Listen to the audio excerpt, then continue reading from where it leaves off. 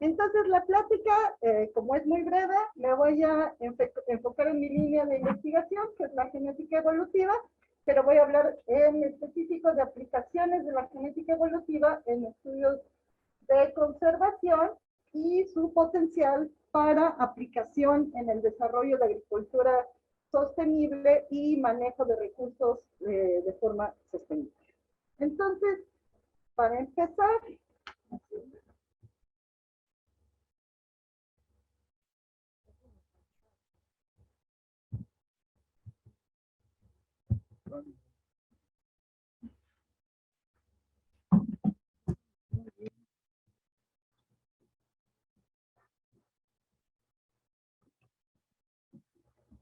¿Sí se escucha a la doctora Vázquez Lobo?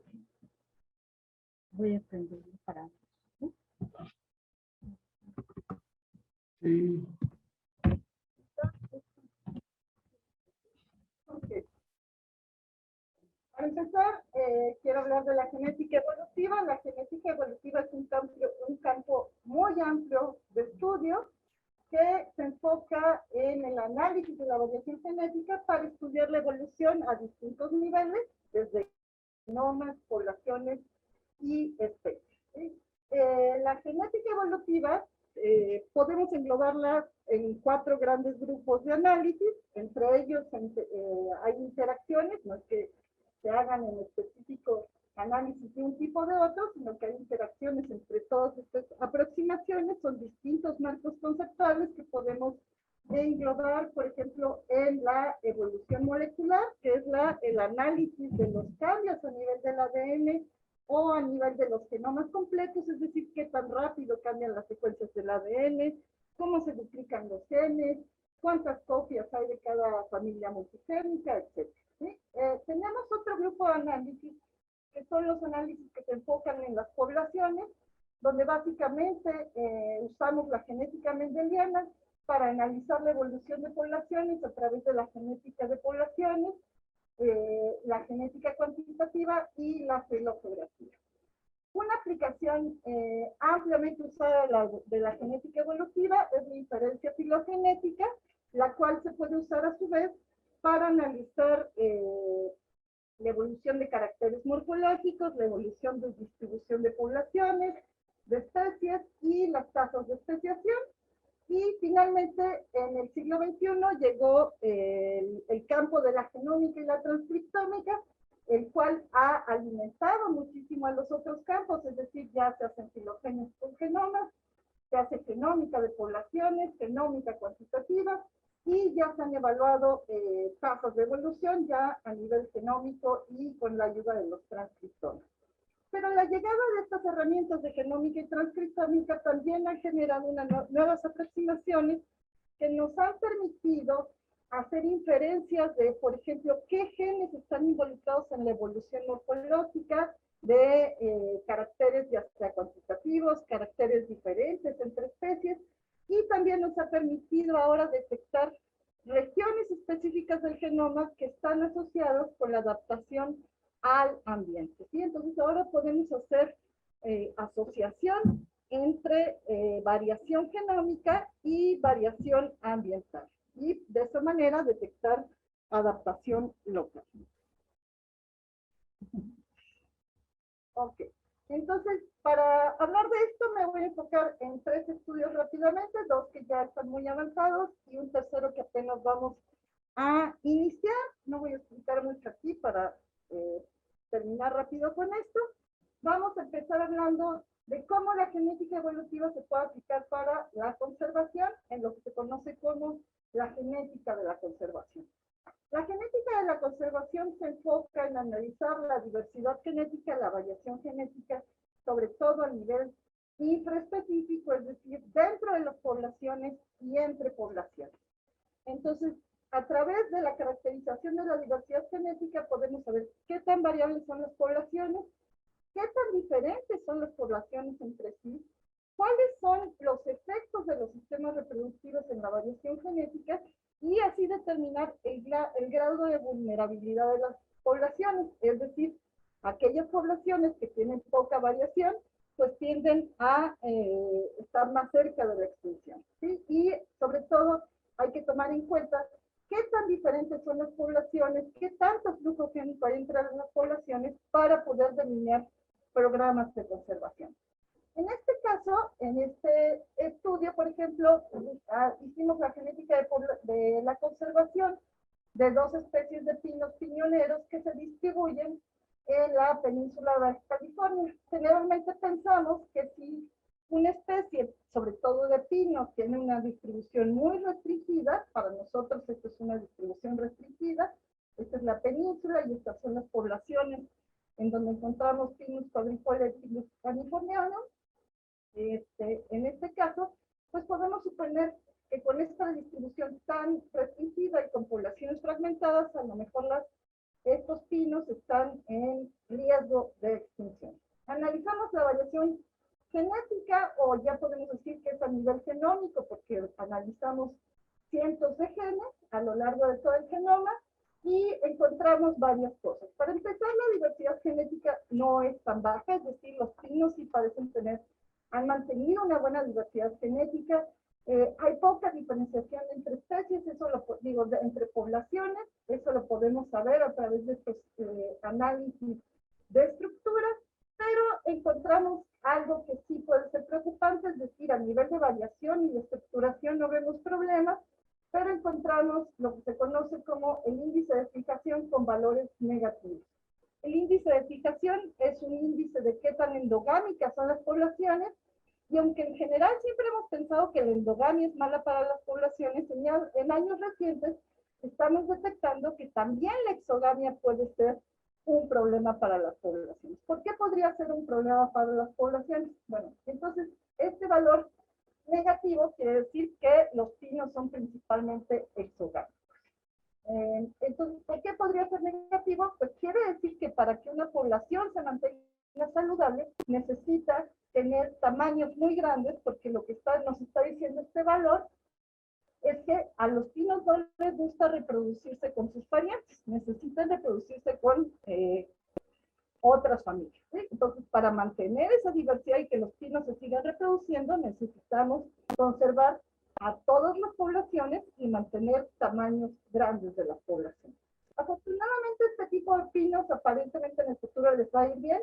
Esta es una proyección de cómo sería la distribución de estos pinos si aumenta la temperatura, es decir, en un escenario de cambio climático, estos pinos que les gustan los climas mediterráneos les iría bien, pero hay que garantizar que ni la fragmentación ni el cambio del uso del suelo reduzca las poblaciones para que estas poblaciones no tiendan a la extinción, ¿no? Esa es una primera aproximación y una aplicación de la genética evolutiva. Otra aplicación importante en años recientes es la caracterización del germoplasma, ¿sí? La caracterización del germoplasma puede hacerse en especies meramente silvestres, pero es muy relevante sobre todo en especies aprovechadas. Este es un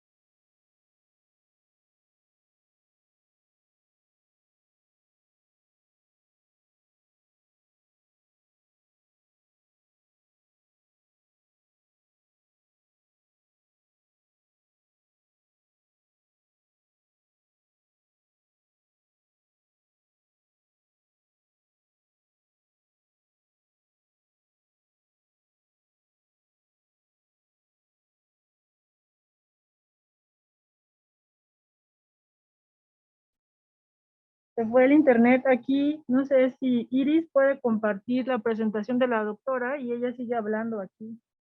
Por favor.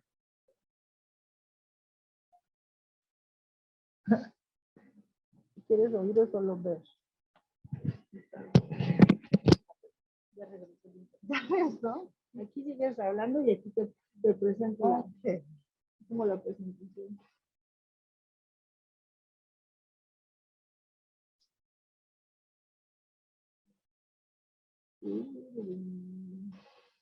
No, se fue el internet.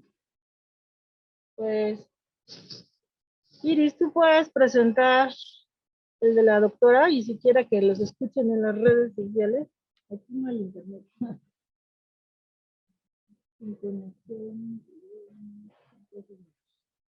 Está luz, ¿no? ¿Verdad? Que nos hizo el favor de conectarnos hace rato, no sé cómo lo hizo. Bueno, si quieres sigue aquí. Y bueno, pues ahorita ponemos tu presentación. Pero la sigue solo en línea. Sí. Nosotros sí la podemos ver aquí, pero no la van a ver allá. Ni modo. Ya ni grabada, ¿verdad? Bueno. ¿Ya regresó? A ver. No me aparece el iconito. ¿Acá?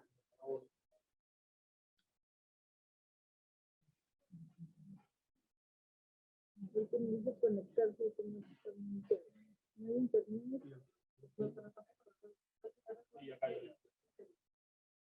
Tengo. Ahí está.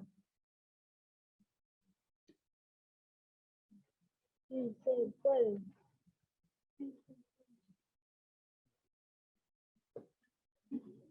¿Eh? Ahí está. Pero hay que cerrar eso porque si no se va a oír como.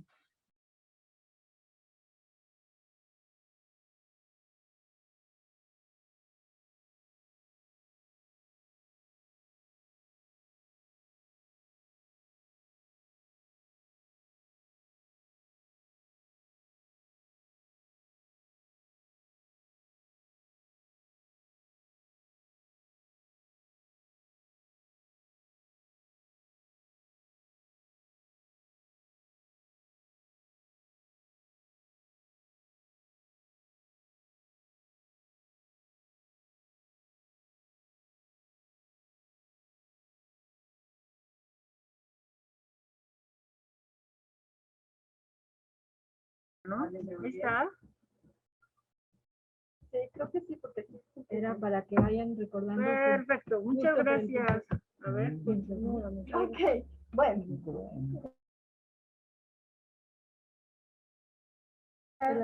No se hayan perdido mucho.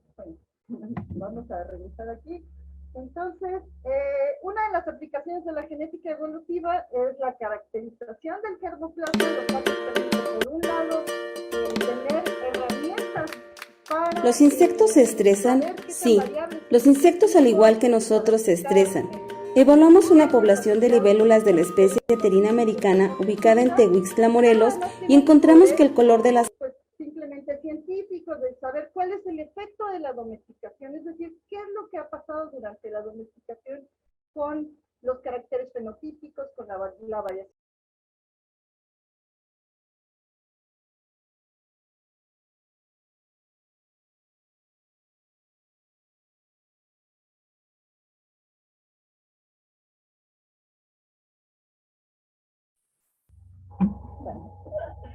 Cuando podemos estudiar a las poblaciones en un ambiente común, entonces estamos controlando el ambiente y de esta manera podemos saber que la variación fenotípica que observamos se debe simplemente a las diferencias entre los genotipos más que al efecto del ambiente. Entonces, primero quisimos evaluar la variación fenotípica de los agaves pulqueros y su pariente silvestre.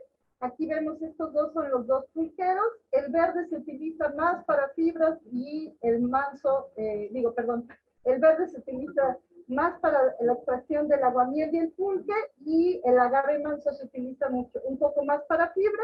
Están aquí, perdón, este es el manso y este es el verde. Y esta es la variedad silvestre que se conoce como tepezorra.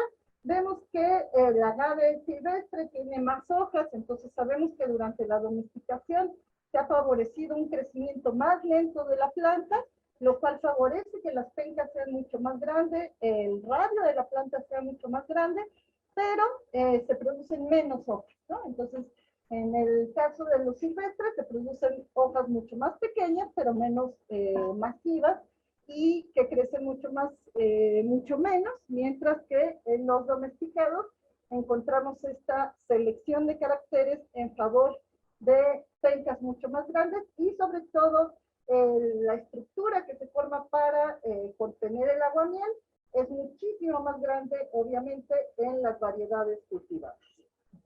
En cuanto a la variación genómica que analizamos, encontramos que las tres variedades están bien diferenciadas entre ellas. Esta corresponde a Tepezorra. Vemos que Tepezorra tiene un poco de la variación que tienen las dos variedades domesticadas, sobre todo cuando lo vemos en un nivel de estructuración más a fondo. Vemos que Tepezorra, que hay plantas silvestres que son muy distintas de las dos cultivadas, pero vemos algunas silvestres que comparten variación genética. Si ven aquí estas barras amarillas, es un grupo genético que está compartido por las tres variedades.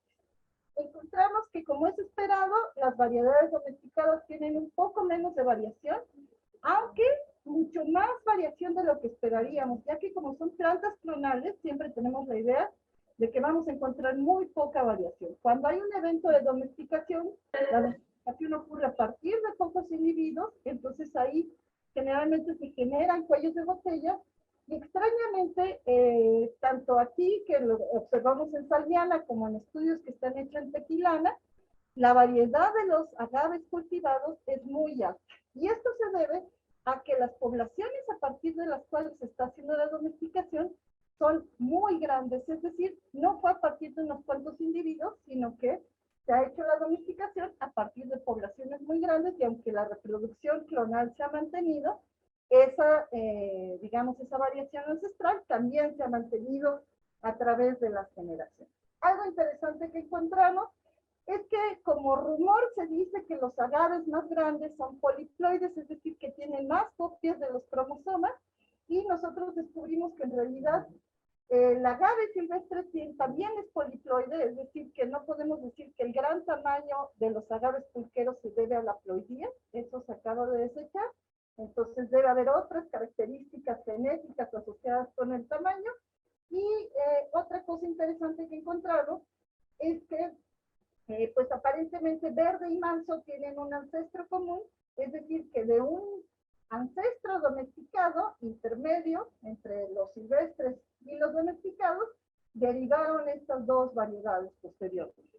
¿Sí? Entonces, esta es otra aplicación más de la genética evolutiva en estudios y en el análisis del germoplasma. Y ahora justamente estamos en maestría de Guadalupe Ocampo, un análisis en el que queremos justamente analizar la variación genética de chiles distribuidos en un grado intertitudinal para buscar regiones genómicas asociadas con la adaptación a la altitud. ¿Por qué es importante esto?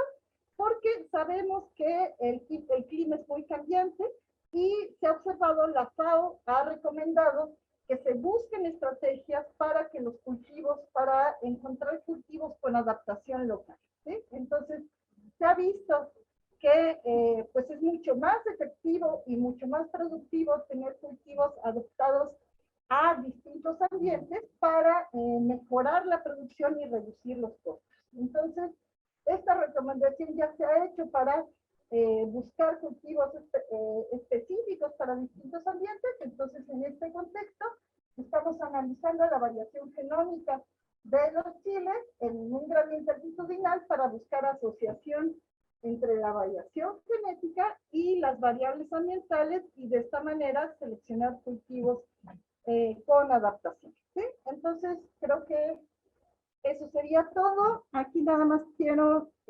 agradecerle a los colaboradores de estos proyectos que mencioné, particularmente a Lupita Ocampo y a Rogelio Lara, que son los estudiantes que han participado principalmente en estos proyectos.